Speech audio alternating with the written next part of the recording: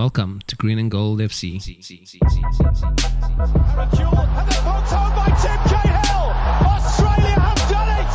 From right the Matildas into history. Cue the party! The best team of the A-League era.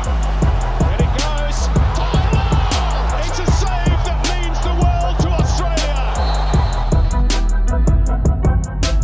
Welcome to Green and Gold FC, the podcast for the fans, by the fans. We have a special Socceroos episode, and I'm joined here, as usual, by Alex and special guest, James Jarvis from Soccerwhos podcast. How you going? Yeah, I'm well, mate. Thank you for having me on. Keen for it. 2 wins, so hopefully it's a good one to recap. How you going, Alex?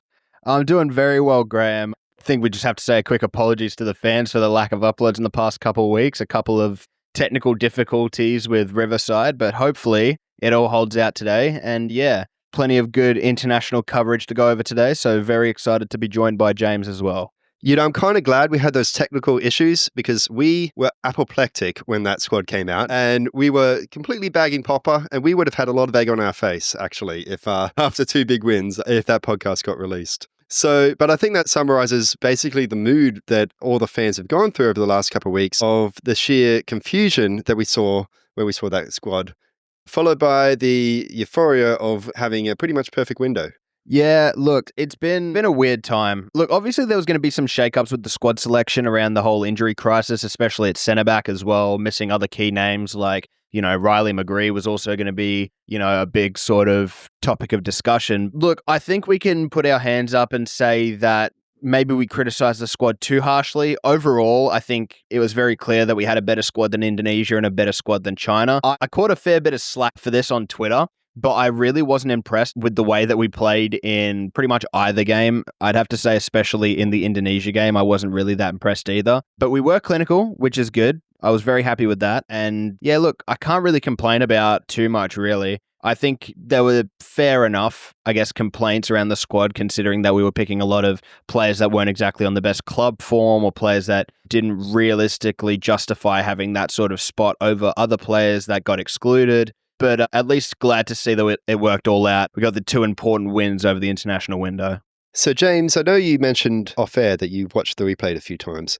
I know when I watched Indonesia live, I thought that we were lucky to win 5-1, but in the back of my mind, I was like, well, you're not lucky to win 5-1. There's something wrong with that.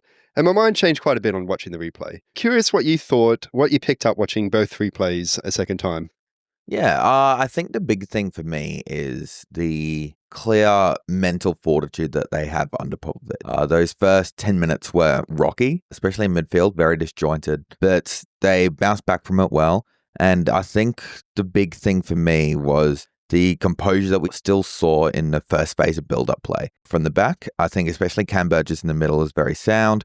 Irvine showing into good pockets to progress the ball, Miller carrying well. But I was still, as Alex alluded to, a bit unconvinced in many ways, because for me, the big step Australia needs to make from a senior men's national team is creating in the creative third. And what I mean by that is they should be playing through a press or through a block, but too often they try and go around it, down the wings, or over it with a just lobbed ball over the top. And realistically, at the end of the day, that's how they got most of the goals. They went over it. They set up to do that with Boyle, Velupillay in behind, trying to run in behind. So from a clinical nature, I think it was very sound, very effective. But in terms of build-up structures, it was okay, but still big concern into creation phases of play, which has been really Australia's issue since Ange left the role. So do you think we have the cattle to be able to build up through, especially when things get congested? I know that obviously if you look at some of the younger players, they play a lot more technical style, but if you look at our best players between the ages of 25 and 30, do we have the cattle to play that? Is Popa being pragmatic here and playing a style which is more likely to suit where we are at the moment? Yeah. I think for me, the bigger thing, the bigger picture is, are those players that will suit that style currently in the best 11? No, unless you convince some dual nationals to come back over and wear the green and gold. So what we have available to us, we are set up in this weird box-to-box wing play way. Popovic didn't really want to play with a wing play style. He wanted to play over. So we then also chose, I think, some second 11 players, and Velupillay, arguably Boyle as well, is just starting to edge out into our second 11. But really, the squad was built around going over. So I think for both of those, did we roll out the best possible 11 in both games? No, not quite. Do I think Popovic had an idea in mind? Yes, and he's chosen his squad to meet that idea.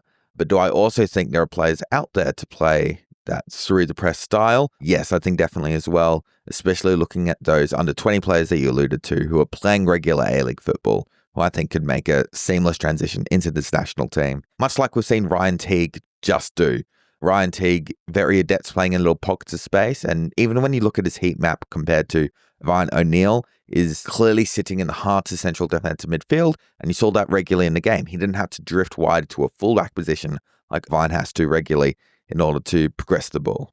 So we saw some fan favourites not getting any game time, even in the squad. I mean, there's some fan favourites which aren't making the squad. I was pretty baffled that Motua didn't make the squad. But even within the squad, we didn't see Triantis get any time. On watching the replay, could we make any sense of that? Was it just that Teague knows Popa's system a bit more? Or do you think Teague complements Vine a bit more? Was there anything that you picked up which you thought, okay, I can see why Teague was chosen over Triantis? Yeah, it's definitely a stylistic thing for me. Teague is a player that wants to show in pockets of space, stay very central, pick up, half turn, and play forward. Whereas Triantis wants to either drop a little bit deeper or drift wide, similar to Vine, and then look to carry the ball. So stylistically, they are different. That being said, I think they both complement Vine in different ways, but ultimately, I was very surprised that we didn't see any Triantis.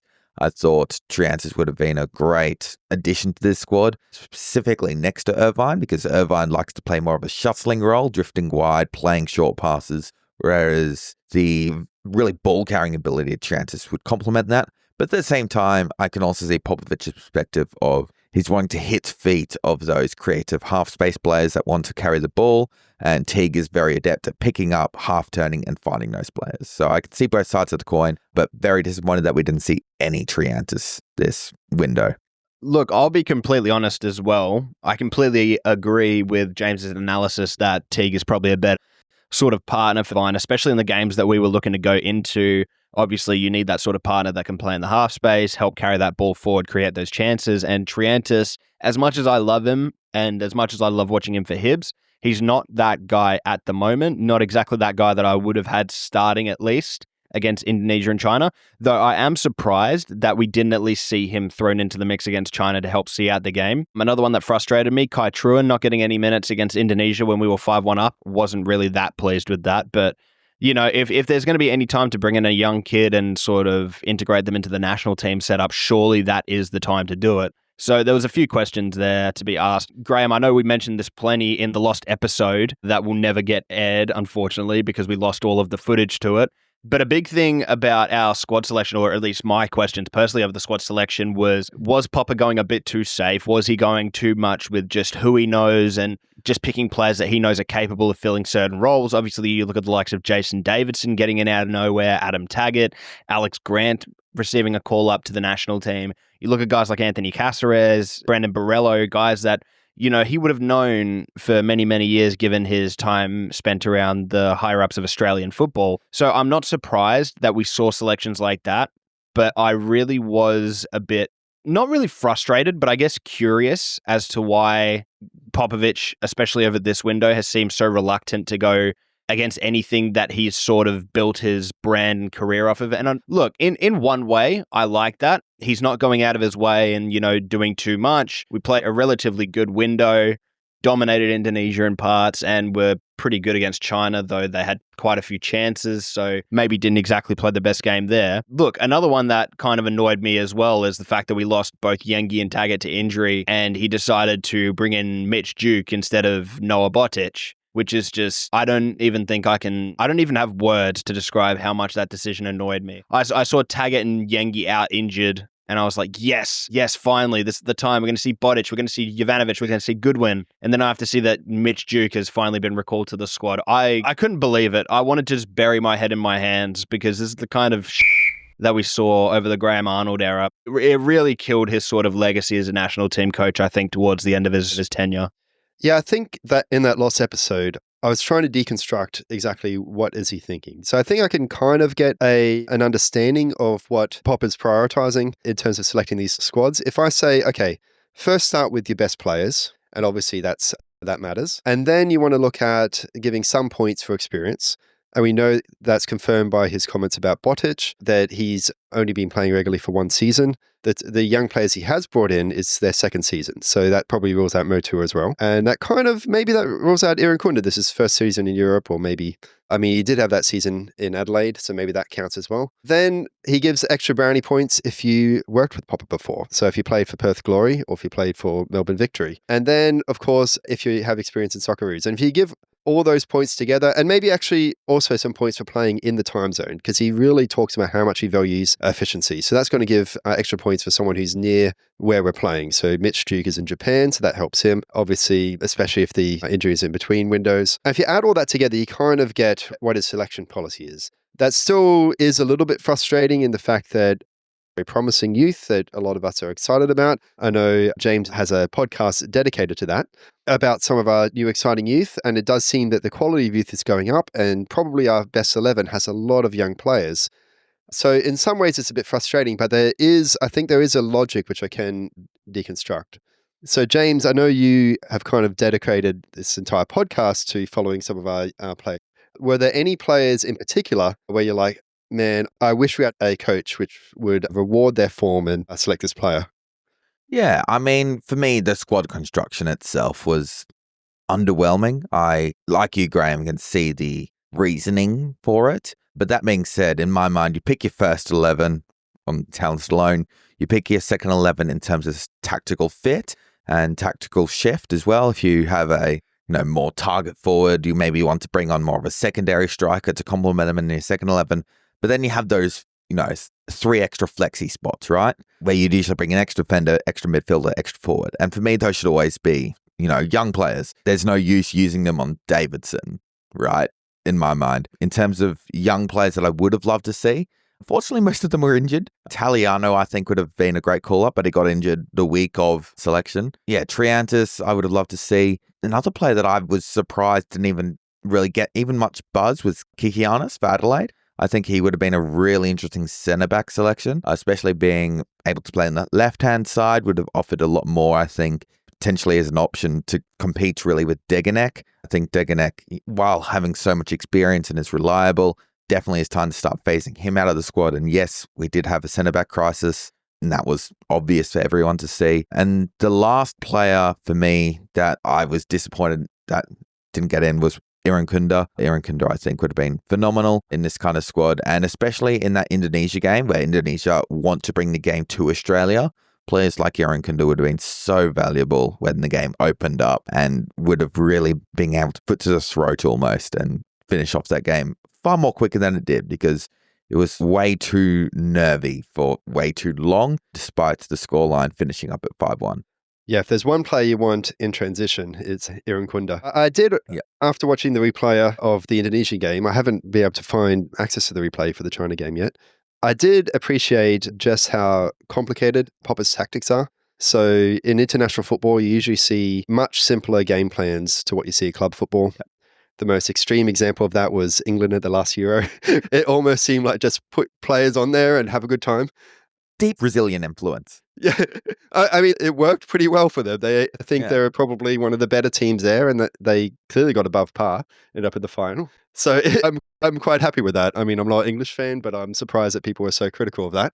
But it does make it more boring to watch. In Popa's case, the level of complexity he has is almost as much as a club coach. And none of the things he's doing is mind-blowing. If you're used to club football more than international football, you might wonder what's the big deal.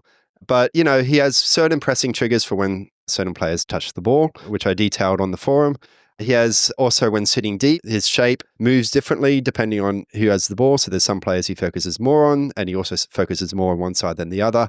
There's also, he changes from a deep block, not even a partial press at certain stages of the game, to when we put the Q in the rack, when we went 4-0 up against Indonesia, he had one particular way of conserving energy just by recycling possession and not squeezing much. So there's quite a bit of space between the lines, which meant Indonesia looked a lot better. But then, of course, against China. I haven't seen the replay, but it looked like we didn't completely put the cue on the rack. We circulate possession as a defensive strategy. So you have a different game plan again. So there's different game plans, yes, for different stages in the match, different ways of defending off corners, different ways of attacking corners and set pieces. And the players themselves have commented just how much attention detail that Popovic has. So I can kind of see that why he's favoring players who are experienced or players who know him well, because he almost wants to coach the Socceroos as if they're a club team. At least was my read of that.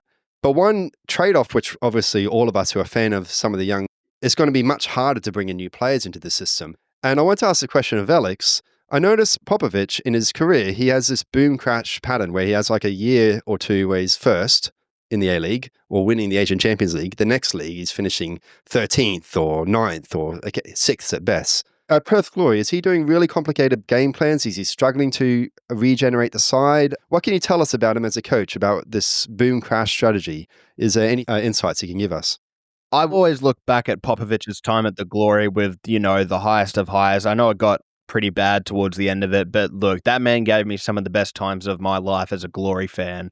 I will admit, Popovic does tend to sometimes overcomplicate his tactics, especially when he goes with this sort of 5-2-3 that we're seeing now with the Socceroos.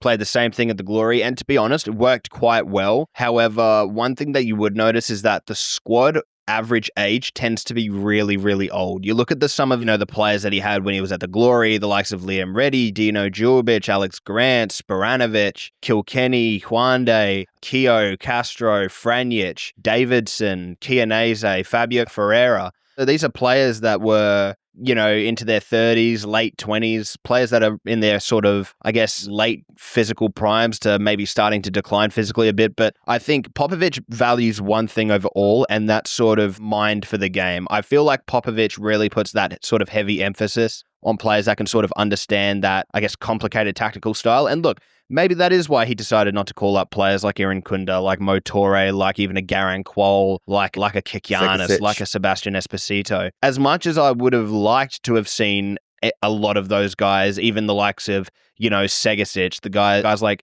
Nicholas Milanovic, as much as I would have liked to see them, I can understand why Popovic didn't call them up in such a do-or-die situation. I don't doubt whatsoever that they're going to have their chance going forward. Give him a bit more time. Let Popovic get to a situation where he's not under that much pressure. Maybe we have some friendlies. Maybe we, have some other games that he feels more comfortable rotating the side. And then we're going to see a lot of those younger guys come in. My main concern comes to the likes of Alex Robertson, Christian Volpato, Liam Chipperfield. When you have these young, really good talents that you are going to need to tie down on, just based off of nationality. Another one for me is Mo Torre, considering he's also eligible for Guinea. Look, I feel like at some point you do have to sort of prioritize the future of your national team. I know that maybe you don't start Mo Torre in these kinds of crucial games, but I don't see any harm in bringing him off of the bench for 5 minutes to get him nationalized compared to, calling up Mitch Duke when you're not even having him start against China. I really don't see the point of it, to be honest. Another one as well, calling up Cassini Yengi when he played about 5 minutes after being back from a 3-month-long injury. Look, I can ask questions all day of Popovic's selection strategies, but back to the original question. Look, I know he plays overcomplicated, he plays his own way, and to be honest, it is his way or the highway. That's the kind of coach he is, but it's worked for him. It's brought him relative success as a coach in his career. And if this is what the future of the Socceroos is going to be like, I don't mind it at all. I do think that these younger players need to improve technically. And look, if this is going to be the motivation for them to finally do it, to be able to sort of reach that next level and grasp onto a national team spot, then so be it. I just hope that we don't lose any top tier young players due to Popovic or in particular the FA taking too long to get them nationalized and introduced to the senior squad. So James, I know that under Arnold, he was willing to chase who are dual nationals. Popovic very much has shut that door, says, you come to me, I'm not coming to you. What are your thoughts on that? Which philosophy is better? Somewhere in the middle, as most things are in life. I think I appreciated Arnold's efforts to capture dual nationals. And I think the fact that he got Chicardi is probably a massive one in my mind. Prior to the ACL, Chicardi was en route to develop into a comfortable top 5 league centre-back, potential Conference League to Europa League level starting centre-back. We'll have to obviously see how he returns from that injury to see how he gets there. But Chicardi, in terms of young up-and-coming talent, is big ones. Then more established players like Boyle, Sutar as well, Karacic that he brought in as well, who I think is very underrated in Australian footballing circles. All very good current established players. So I think you have to separate the established players from the young up-and-coming players, though. It's a lot harder to get young up-and-coming players because you have to convince them that they're not going to reach the potential to be regular starters for maybe a higher reputation national team. So that's really the big difference between the two. Players that are already established in their careers like Martin Boyle, Jason Cummings, Suter, they know their level at that point, and it's a lot easier to say, hey, look, your national team clearly doesn't want you from where you played your youth football. We want you right now. Come play for us. That's a very different conversation. So I think it's important for Popovic to ask the question. The fact that he seems like he isn't asking the question is a concern to me, but he doesn't necessarily have to court them. I think in terms of the young players, they do need to be courted a little bit more, but the more experienced players, you just need to ask once, right? Ask once, hey, are you open to this? Do you want this? Go through an agent, yes or no. So I think that's the difference, really, in my mind, that Popovic really does need to be chasing. Alex Robertson's a massive one. Volpato, it'll be when the time is right, I think. That seems to be the feelers that his agent is putting out, even his former agent, Toddy. And Liam Chipperfield, as you mentioned, not so sure where Noah Skoko is. He could be a very interesting one to me, very high potential. And making sure we keep in touch with all the Ocons. We have one, but there's another one, Gianluca Ocon, who looks to be even better than his older brother. Could have a team full of Ocons, given the future. Yeah, look, I'll be honest, Popa can be a bit of a hard ass when it comes to sort of, like I said, that whole his way or the highway mentality. And to be honest, I do quite like it. I do like the idea that he's not bending the knee to these young players that are sort of putting those feelers out about, you know, maybe representing Australia or another nation. I do like that whole ideology that he has, that it's, well, no, you're going to represent Australia, or you're going to make us your priority, or you're not going to represent us. And I do like that. However, I don't like the fact that, I'll be completely honest, it's very, very obvious that Popa has his favorites. When you're saying to the likes of, you know, Alex Robertson that, no, you're going to come to me, I'm not going to come to you. And then you call up the likes of Nishan Velupillay and Ryan Teague just as they're about to get call-ups for other AFC nations. It's like, well, come on. Like, I can't be the only one that sees the huge hypocrisy there, that you're saying to Alex Robertson, I'm not going to chase you. You're gonna give Australia your allegiance. And then calling up Nishan Velupillay when I think it's fair to say he's not exactly giving us a lot more than someone like an Iran Kunda or even a Garan Quol or a Adrian Segacic would be giving us. And then you're calling up the likes of Ryan Teague. And while I've been calling for Ryan Teague to be involved with the national team for a long, long time, Popovic has been the national team coach for, nearly how long now? Nearly half a year probably. And he's just decided to call Ryan Teague up now after Ryan Teague spent the last month flirting with the idea of playing for China or Malaysia. So I think it's a bit of a double standard. It's a bit of an annoying one as well because, like you said, Alex Robertson is a phenomenal talent. And I think he has the potential to be a generational talent for the Socceroos if we do get him in. So hopefully that all gets resolved. I personally don't see Alex Robertson playing for England. I think that's a fairly realistic assumption. I don't think I see him playing for Scotland. I don't know if he exactly has the quality to make that side just yet. I don't think he has much of a reason to play for Peru. If I'm being completely honest, I think Australia is probably his best bet. So yeah, let's just hope and pray that he makes the right choice.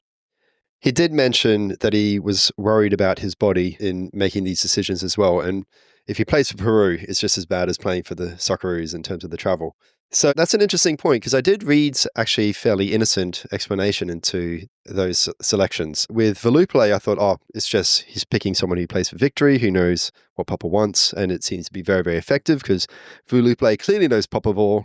He's playing way better for the Socceroos than he is for Melbourne Victory. And Ryan Teague is also a Melbourne Victory man, and he's been cycling through central mids. He hasn't seemed to be happy with any of them. He's tried Yazbek, he's tried Caceres, he's tried Bratton, and all of those as the rotation partner for Aidan O'Neill. And he hasn't said on any of those, so it makes sense that Teague would be the next person in line. So I read something innocent about that. But James, do you think there's any validity to this point that maybe these selections were partly prompted by the threat of them going to other nations?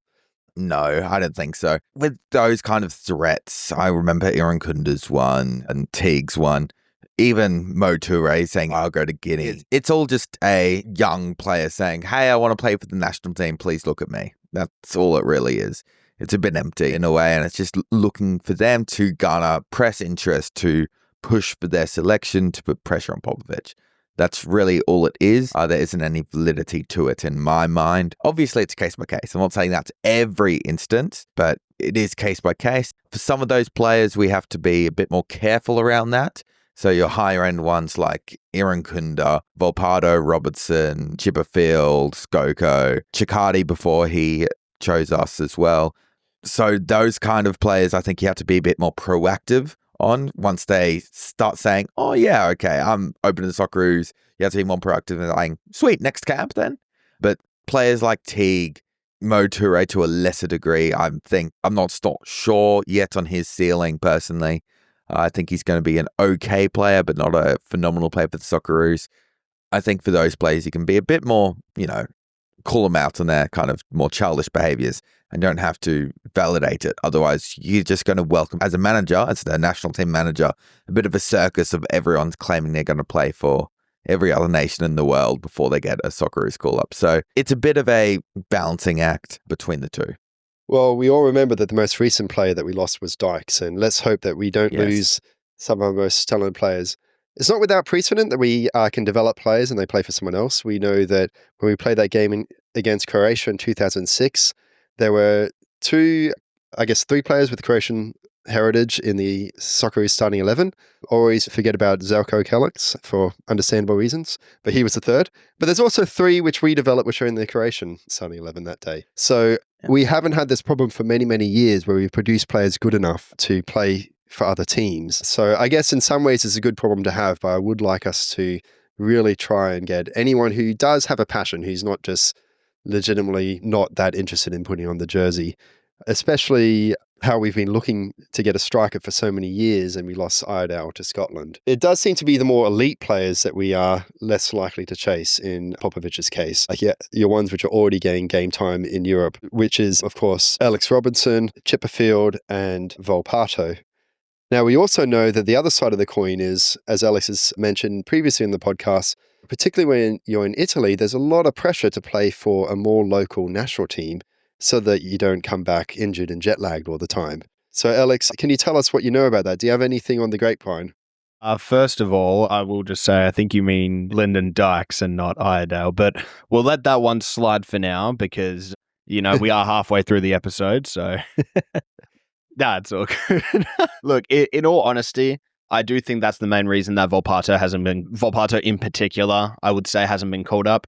And if you need any evidence of that, just look at the fact that, Volpato was coming through Roma. He was getting offers to go for the Socceroos, wasn't able to, fully commit to going, but they were fine with him playing for the Italian youth teams. And look, if anything, that's a perfect indicator of how petty Italian football clubs can be. And look, as an Italian myself, I completely understand why, because a lot of their financial stability depends on the production of these young players. So injuries can be, really, really severe for these clubs. But, if you're going to let a player go out and get that international experience, surely you'd want them playing with a senior national team, boost their value a bit, do all this and that. But they're more than happy to let these players just kick around with the Italian under-20s or under-21s rather than going and getting senior national team experience. And you look at the fact that Volpato, even at Sassuolo threatened that he would lose his chance at gaining a starting spot if he tried to, not if he tried to, but if he accepted a national team call-up. And this was towards the end of Arnie's tenure. So, look, anyone that's having a moan and a cry about, Volpato obviously doesn't want to represent the Socceroos, otherwise he would have done it by now. Well, not really, because you're also at the same time asking that man to jeopardize his club career in order to accept a Socceroos call-up to play, in a set of qualifiers or something like that. Look, let's see what it's like coming closer to the World Cup. Maybe we do see him declare. Maybe he nails down a starting spot at Sassuolo, though I doubt it, considering he's competing with Domenico Berardi at the moment. But look, Cacciati was a weird case in which he was an Australian youngster who nailed on a starting spot relatively early into his Serie A career, became an extremely important player for their squad. So once you do become that sort of first name on the team sheet for any team, they're going to be a lot more flexible. They're going to want to keep you happy. They're not going to want to sort of have you kicking around in the youth teams. If you say, I want to go and play national team football, they're going to let you do it. So maybe Volpato's situation clears up a bit when he does become a guaranteed starter. Maybe he moves away from Italy. I'm pretty sure he had offers from the Premier League not too long ago, if reports were correct, but hopefully that situation fixes itself up. I think it's more just a case of when you look at some of these, dual nationals, it's more just in the case of Robertson, I think he's probably just assessing his options, but he will settle for Australia. Volpato, I think, will come to Australia soon enough. I think it's just he needs to nail down a starting spot first. And with a lot of these other guys, the likes of Ocon Jr., the likes of Skoko, the likes of Chipperfield even, I fully do expect them to be Socceroos in their own time. So let's just be patient and hope for the best, obviously. Not sure on Skoko. I think he's a lot closer to Croatian than Australia, unfortunately. Well, that's a shame, but let's hope that we get a few of those players. But let's go back to the near term. Which players stood out to you most of the two matches? Over the two matches, I mean, Irvine's the easy one, right? He finally put on that goal-scoring hat for Australia that he's been threatening to put on for the last decade, it feels like. But I mean, Teague was phenomenal in that second match as well, fits the system nicely. I think really it was most players were just solid and sound. I was very surprised Goodwin didn't get any more game time. I think when he came off the bench, he was very, very good. And the last player I think that I really appreciate, and I hope more Australians start to appreciate, Lewis Miller. He's become a nailed-on starter at that right wing-back spot. Offers you a lot of versatility as well. Very comfortable overlapping and underlapping. Very comfortable whipping in a high cross or turning the corner when he gets in and around the box areas. He's a very versatile player. Good in the one-on-ones, good in the airs. He may not have that top-end potential that a lot of Australians seem to love. Player that can go on and be a world beater. But for an Australian national team perspective, he's a very solid right back. Yes, he's slightly error-prone. Every Australian defender seems to be. But in terms of the versatility he gives you in all phases of play, I think he is a really, really talented player and has shown just how useful he is for Australia against two very different lineups and excelling in both of those games. Yeah, look, I'll be honest as well. This is one of the very few national windows where you can look at games where we won 5-1 and 2-0 and then honestly say that not too many players really sort of stood out. Obviously, Irvine, this is probably some of the best performances I've seen him put on in a national team shirt easily since the 2022 Asian Cup, and I didn't even think he was that good at the Asian Cup. But look, he did really well this window. 3 goals is phenomenal, and he finally looked like a real attacking threat. Is that because we're playing sort of, I don't want to say lesser opposition, but maybe opposition that didn't challenge us as much in that midfield battle? Maybe, but I still think he did pretty well. Velupillay had a nice cameo here and there. I was impressed with this sort of ability to come through the center and, I guess, play make a bit more. I was really enjoying watching that against Indonesia.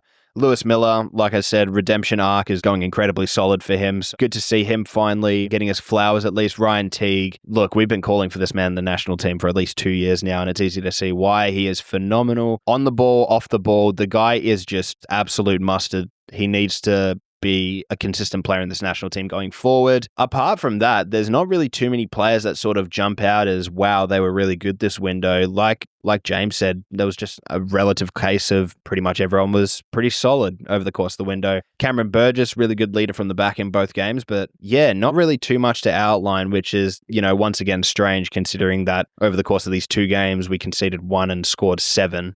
I think Matty Ryan also had quite a good window, right? He may have only conceded 1 goal, but he did pull out quite a few solid saves as well. And there was also the penalty, right? So you have to also appreciate Matty Ryan, how he's returned to form, especially since moving clubs, getting more game time. And it shows just how important match sharpness is for a goalkeeper. Yeah, I was disappointed with sort of Gauchi, I guess, with how he's been going since his recent loan move. I know he's injured, but I don't want to say it's not looking bright for the future of Australian goalkeepers because realistically, we do have a few good ones coming through. Obviously, Pavlesic, Balakapic, Stephen Hall, Dylan Parage-Cullen. But Gauchi was one that I expected a lot more of. So let's hope he can get back to it. But Ryan was once again phenomenal. And look, even unlucky to concede that 1 goal against Indonesia because he nearly kept out a shot from about 6 yards away. So honestly, I can still see him being our national team keeper for another 2 or 3 years. After that, I'm very, very excited to see what kind of battle ensues for who's going to get that number 1 spot after Ryan sort of does hang up the gloves. Yeah, Ryan has always had his fair share of critics, hasn't he? Because he is a shorter player. He's often kept Mitch Langerak out, and he's often been perceived as a poor shot stopper. But one thing that's really interesting to me is looking at his stats. His expected goals on target is always higher than the amount of goals he succeeds at club level for multiple years. And we're seeing that at Socceroos level. There were some really sharp saves, and they're crucial saves, which really changed what this window ended up being. If he lets that first goal in against Indonesia, it could have been a very different window. I mean, I'd back the Socceroos to get back into it, but it would have been much, much harder, I think. I think in terms of who would I highlight, I think Miller's an interesting player because he's not exactly a technician on the ball. He doesn't waltz through defenders like a lot of Australians would love to see, and hopefully one day every single one of our players at all levels of football is a technician, but that's not where we are now.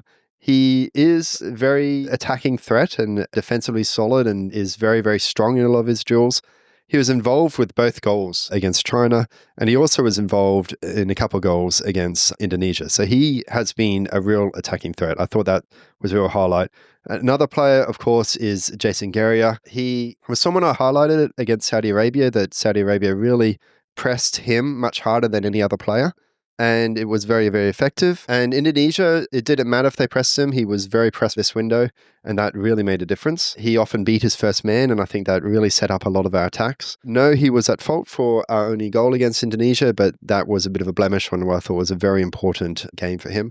Obviously, Irvine, you got to sing the praises of, and Goodwin got a couple of assists. I thought he was actually a bit shaky in general play, but his set-piece delivery was excellent. Velupillay, he made some mistakes, but he scored 2 goals, and I would love someone to go back in time when we were struggling to score goals for the Socceroos and confidently declare, you know what, this team needs Velupillay. I don't think anyone would believe that, but he is now up to 3 goals and I think only 4 games. And that's an incredible return. And it doesn't just look like luck. It looks like he's playing very, very well in general play as well. I'd say the same about Ryan Teague. All the players which Popa has coached, I think, have taken to the Socceroos like a duck to water. So there is that positive. I want to circle back to the whole, I think we have got a quasi-consensus that Popovic does favour old players. He's done that at club level. He favours players he's worked with. He doesn't chase dual internationals very often. Maybe there are some exceptions. And so this means that we have this really interesting trade-off for the Socceroos going forward. We have a coach who can get the best out of the players he likes and can take the Socceroos to another level going forward, but he is likely to crash as he holds on to players for too long and doesn't bring in new players. We don't know he's going to do that. Maybe he has learnt from the past and maybe he brings in young players sooner, maybe organises some friendlies, but he doesn't seem like the best coach to bring in if you want to start bringing in all these talented youth. So I want to say, is this a trade-off that we're happy with? Like, we're going to see great results, probably, going forward, but there's also a bit of a cost, that we don't see these young players as soon as we'd like. I think I'm okay with it. And the reason is I'm a bit more optimistic about the outlook of that Popovic crash, as you have coined it. I think in the context of a national team, you have a lot more players, obviously, at your disposal, right? You don't have just your 30-ish players at a club level that you usually have. So I think having the deeper pool, not having to worry about that pesky thing called transfer finances, is going to enable him to chop and change a little bit more, find those players a bit earlier, and being able to try out players, which he's already shown he's willing to do. Tried Bratton for a match, trying Caceres in a couple of games, rotating through Yazbek and O'Neill, Teague in midfield. He's shown that he is willing to chop and change. And because he isn't tied to transfer fees, I think we are going to see him last a little bit longer. It's the key issue for me is how jaded those experienced players are going to feel that are in the leadership team with Popovic. So I think it's a worthy trade-off. I think it's good to see how we're playing. My main concern is not in the 5-6 years, but more so in the 7-8 years when we start to see the crop of youngsters that could be not get tied down to Australia, because Australia creates a lot of dribbly boys out wide and Popovic likes industrial boys out wide. So that's really the trade-off that I'm concerned about. Look, I think that it's an important sort of balance that we have to find, really. Popa should be able to pick his squad. I would like to see him picking the squads based more on merit rather than familiarity. And, you know, the only reason I say that is because Popa is notorious for using very, very old squads. He did it at the Glory. He did it relatively at the Victory. You look at the average age of their squad. If we're going to go completely with familiarity, maybe we do get those sort of short-term results. Maybe we do, you know, scrape a win against Saudi Arabia and get automatic qualification for the World Cup. Fantastic. Absolutely. But in the run of, friendlies that you can have up until that point, you really, really need to start to consider what the sort of future of this side is going to be. If you're not going to chase dual nationals, then that's going to be a real concern because unfortunately, a lot of Australia's most promising young players are dual internationals. You got Motore, thankfully, we've got Aaron Kundakat, but then you've got the likes of Chipperfield, Volpato, Robertson, and, plenty more that are applying their trade overseas. So you really do need to keep that in mind. And look, I wouldn't mind if the FA even gave a bit of pressure to Popovic to maybe just pick some young guys, not for this upcoming window, obviously, but, even for friendlies, just to get him in and around the squad and get him prepped for the World Cup. Because, look, all I know is that you can't be rocking up to a World Cup with the likes of Jason Davidson, Brandon Borrello. You can't be rocking up to there with Alex Grant. And I know we've had the big centre-back and left-back injury crisis. But, if you're not seeing players like Jordan Boss, even Jacob Farrell, the likes of, Triantis, the likes of Teague, the likes of Botic, if you're not seeing those kinds of players in that national team setup going into the World Cup, I think there's going to be a serious problem to be had. And obviously, Popovic is going to have his young players that he does want to pick, the likes of Velupillay, Teague, but you're going to isolate a large portion of Australia's best youngsters if you're only looking to people that Popovic is familiar with, because that limits him to just the Melbourne Victory. He was at the Glory a while ago, probably 5-6 years ago now? I can't even remember how long ago, but what promising players did we have out of that tenure that are still young that came out of it now? Jacob Italiano? Popovic didn't even have him for that long. And look, you look outside of that, the Victory, of course, he had Arzani there. He hasn't been performing at A-League level. Velupillay hasn't been performing. You look at Teague. Teague's been performing. That's fantastic. But outside of that, what do you have, really? Look, Popovic needs to sort of suck it up a bit and really put some faith in these young guys. I think we are going to see a lot more of that in the friendlies post-World Cup qualifiers. So hopefully that sort of problem fixes itself. I do, for these last two games against Saudi and Japan, want Popa to pick his squad. That way, if you do pick his squad and it goes wrong, we can put that on Popa. Say, you picked a bad squad, you should have done this, you should have done that. If he picks a bunch of youngsters and they don't do well, then what do we learn? What do we have to gain from that? There's nothing to gain. Go with experience, pick your squad that you want, pick the squad that you know will get the best results, and spend this next year, half a year, whatever, integrating these players that are going to have a future for this national team side. Yeah, watching what he's done at club, admittedly from a distance, I haven't been as close as you have because I'm a Raw supporter. Watching what he did at his club, I'm a bit pessimistic that he will regenerate. I think he will reward the players which have done well for him, and we'll have this boom and we'll have a crash. I think the good thing about that is the boom means he'll take some strange squads, but he also has a very good chance of giving us automatic qualification, and the boom hopefully lasts until the World Cup, where he pulls off some shock results and takes us further than most coaches could. And then hopefully the crash doesn't happen until the Asian Cup and we have another disappointing Asian Cup. Or maybe we have a new coach. Who knows? But maybe he's learned from his past and maybe he'll do as you say. And if we get automatic qualification, maybe he'll bring in some new players and start to transition and give some of the younger, really exciting players who aren't from Melbourne Victory a go. But in the meantime, what are we expecting out of the Saudi-Japan window? We're in a very good position. There's 27 possible results and we qualify in 24 of them. But it is the hardest two matches, Saudi away, Japan at home. What are your predictions, both in terms of squad, results, performance, whatever? I'm excited for it. I think for me, Japan is going to be a bit of a topsy-turvy game as it was last time. I think the big game for me is Saudi Arabia, right? So even ignoring that Japan game, I don't see us winning it, and a point doesn't really matter in my mind all that much. I don't think Indonesia is going to catch us because that would require them beating Japan, which I don't think is happening. So really all my attention would be straight away in the Saudi Arabia game where we need a point. Just 1 point and we're good. Really. We draw with Saudi Arabia and we're through, because I don't think Indonesia wins. And if we draw against Saudi Arabia, we lock the mouse and we're through on goal difference. So that's really the big game for me, and that will be the most interesting game because Saudi Arabia have been struggling to score goals because they've been sitting deep and looking to protect their box. They've been the best defensive team in the competition, aside from Japan, and equal with us, but they've shown to be less error-prone than us. We make errors, whereas they're sitting just a little bit deeper and being caught out occasionally in wide areas. So it'll be very interesting for me, that game. It'll be a bit of a who blinks first kind of game, and Saudi Arabia will have the onus to attack because they need the win, which will play into our hands as well. But at the same time, it's the last game. It will be in Jeddah. So anything could happen really at the end of that game. So I would expect a very similar squad to this one, where Popovic will go with experience, players that he trusts, and probably set up a little bit more defensively and look to select half-space players that are high-intensity presses. It's really the striker that's the big question mark. I think in terms of the back three, 2 DMs, 2 half-space attackers, it's all fairly self-explanatory. It's who is this striker that he trusts to press hard and look to snatch a goal. Yeah, look, I'm sort of in a similar boat, to be honest. That Japan game has the potential to be an iconic game in Australian history. And I know we talked about this a bit when we had Jack on Graham, but his prediction actually falls into our hands. He said we go over Indonesia and China and that we could possibly get a win against Japan because he's expecting Japan to play a rotated squad.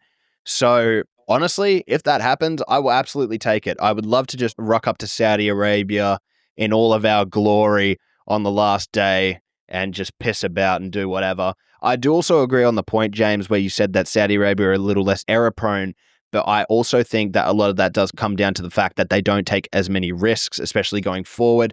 They are a very defensive-minded team. Hervé Renard set them up for a lot of success defensively, but they have not been clinical at all. It's been a serious problem for them, and hopefully it doesn't come back to bite us. Look, while we do need to sort of go out there and give it our all, we do have at least the benefit of the doubt that Saudi do really need to win. They are going to throw it at us. I just hope that we don't go into our shell and sort of try and sit out the entire 90 minutes. I do want us to actually go out there for the kill, get it done early, score that first goal, score that second goal, take the pressure off and, really drive it home. But all these problems can be avoided if we get past Japan. I do expect them to play a slightly rotated side, maybe not all the way. But look, if they do, once again, plays right into our hands, play a strong squad, get a squad that you think can get, a result against Japan. And if they do, fantastic. If they don't, then keep eyes towards Jeddah. That's going to be the massive game most likely. Yeah, hopefully our boys can get it done. Look, as a neutral fan, I hope Indonesia can get that 3rd place spot over Saudi because I'm really liking the look of their squad, especially a lot of their new additions, Emil Aldero, Dean James, Joey Pelupesi. I really do like a lot of their players. So hopefully they do well. But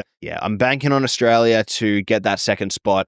Hopefully Japan take it a little easy on us. Doubt that they will, but it would be nice.